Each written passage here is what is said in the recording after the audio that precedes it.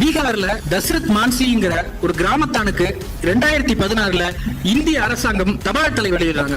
அவருக்கு எழுத படிக்க கூட தெரியாது. ஆனால் ஒரு சாதாரண மலைவாழ் பழங்குடிக்கு இந்திய அரசாங்கம் ஏன் தபால் தலை வெளியிட வேண்டும்? தசரத் மான்சி ஒரு மலையில் இருக்கின்ற ஒரு சிறு கிராமத்தில் இருக்கிறார். அவருடைய மனைவி கருவுற்று இருக்கிறார்கள். ஒரு முறை அவர் தவறுதலாக கீழே விழுந்து அடிபட்டு விடுகிறது. தசரத் மான்சி கிராமத்திலிருந்து மருத்துவமனைக்கு செல்ல வேண்டும் என்றால் இடையில் ஒரு மிகப்பெரிய மலை இருக்கு. அந்த மலையை தாண்டினா மட்டும்தான் அவங்க மருத்துவமனைக்கு செல்ல முடியும்.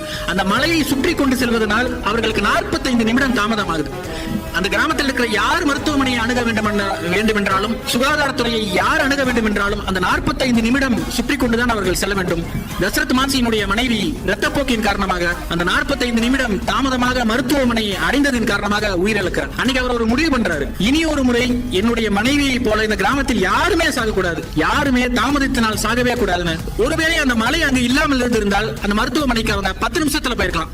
வெறும் 10 நிமிஷத்துல அந்த மலையை அவர்கள் அடைந்திருக்கலாம். தசரத் மான்சி அவர்களுடைய மனைவியை எரித்து விட்டு அடுத்த நாள் கையில் ஒரு சுத்தியலையும் உளியோடும் அந்த மலை முன்னால் இருக்கிறார். மலையை போய் சுத்தியலால் அடிக்க ஆரம்பிக்கிறார். கிராம மக்கள் எல்லாரும் பாக்குறாங்க. சரி, மனைவியுடைய அதுவும் நிதயமாத கர்ப்பிணியுடைய மரணத்தின் காரணமாக அவர் ரொம்ப பாதிக்கப்பட்டிருப்பார். அதனால ஒரு நாள் இல்ல 2 நாள் ஏதோ அந்த மலையை உடைக்க போறேன்னு சொல்லி நினைச்சிட்டு இருந்தாலும் அது அவருடைய துக்கத்தினுடைய வெளிப்பாடு.